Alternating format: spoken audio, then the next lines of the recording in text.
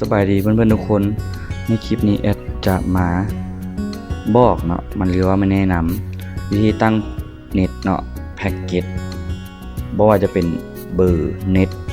เบอร์ซิมหรือเบอร์รายเดือนเนาะบางอันก็ใช้นำกันเนาะซึ่งแอดจะคัดสรรมาเฉพาะแพ็กเกจพิเศษและ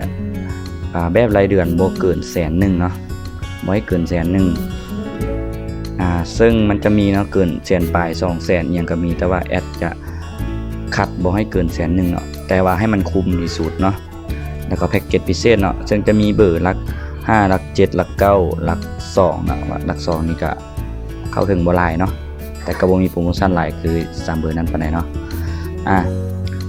ซึ่งให้เข้าใจว่าเนาะแอดจะอธิบายก่อนเนาะว่า